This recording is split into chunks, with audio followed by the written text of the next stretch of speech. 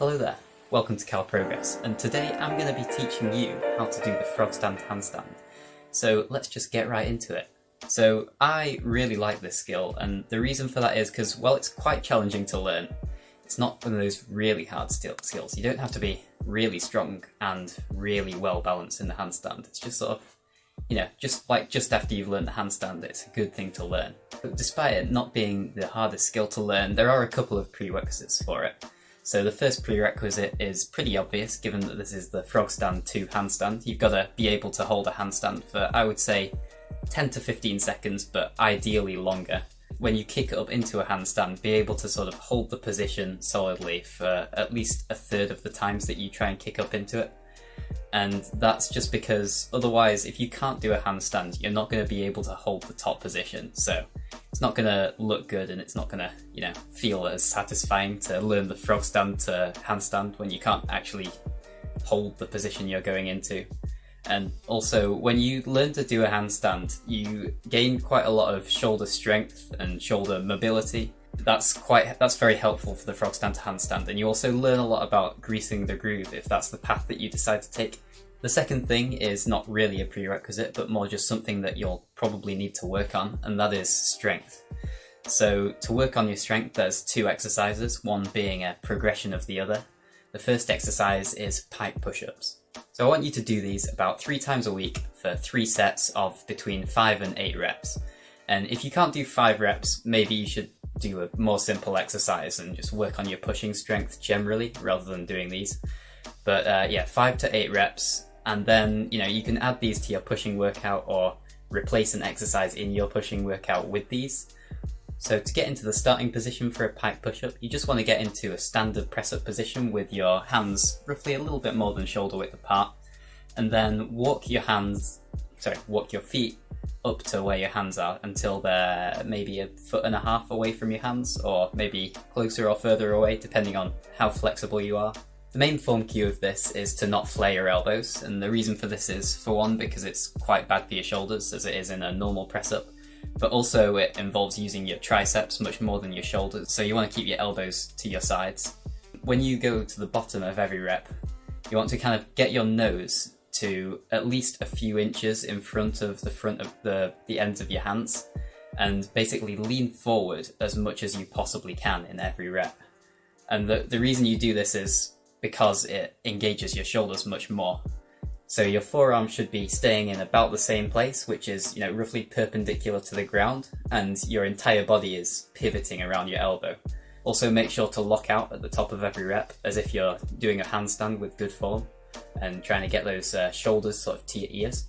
So now let's say you can do 3 sets of 7 to 8 of these without too much difficulty. How do you make it harder? Well, the first thing that you should do is you should probably try and elevate your feet. And this just lowers your shoulders a little bit more, makes it a bit more similar to a sort of handstand push-up. Make sure that you keep the form good each time. Another thing that you can do is you can do them on parallettes, ideally with elevated feet as well. And what this does is it increases the range of motion very slightly, which just makes the exercise harder because you're doing more work. Obviously, there's a point where you can elevate your feet so far that it just becomes inconvenient to do the exercise. And that's when you move on to the next exercise, which is wall handstand push-ups.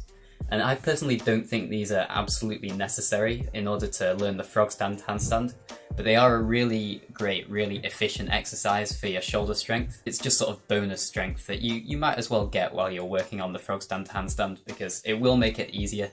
And if you're really struggling with the balance of the Frogstand handstand, then you can probably just muscle your way up through it if you get pretty good at these. Now these are much, much harder than Pike push-ups, so you're going to be wanting to go for less reps. So sort of 3 to 6 reps is pretty good with these, really. So that's kind of all you need. It's very likely that you're just not even going to be able to do 1 or 2. But the form cues for these are also similar to the Pike push-ups, so keep your forearm perpendicular to the ground, rotate around your elbow. Lean forward with each rep. But the most important thing is to keep your back straight and not arched.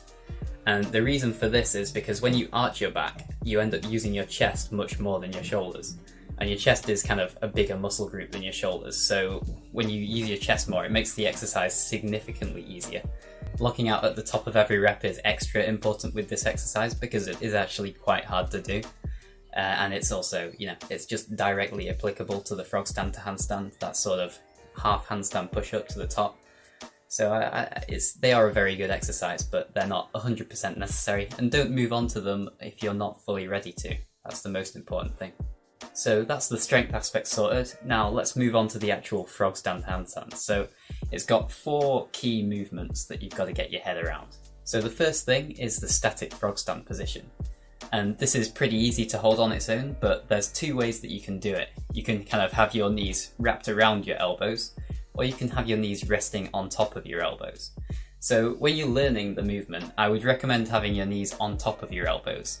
And this is because it just slightly decreases the range of motion, and therefore it just makes the exercise that little bit easier, just so you can learn it as quick as possible. And then once you've learnt it, it's very easy just to make it very slightly harder. Also, when you're holding this bottom position, I would recommend starting with a very wide hand position. And I think this does make it easier, at least it made it easier for me. And I think that is also because it just decreased the range of motion a bit. So I definitely recommend both of these things. The next bit is moving your knees off of your elbows. And for most people, this seems like a very intimidating part of it. And I can understand that, because if you don't do it right, you often end up just smashing your face into the floor. So just to control that sort of fear aspect, I'd recommend putting a pillow down just in front of you, just to stop yourself looking like Rango after the process of learning. So there's a couple of little exercises that you can do just to help yourself with this. One of them is the easiest one, just moving one leg off at a time. And it just helps a little bit, just to sort of get a little bit of more tension in your shoulder, and, you know, try and keep the tension when you're doing that. And then you can move on to moving both knees up at the same time, and just for a brief second, and then putting them back down, and, you know, lifting them higher and then holding it and then putting them back down, and just sort of progressing that until you feel confident to actually lift them up. The main important thing with this stage is that you try and bend your arms as little as possible. You'll find that it's quite easy to actually get your knees up, or relatively easy, compared to the other sort of ways of doing it. It's quite easy if you end up bending your arms.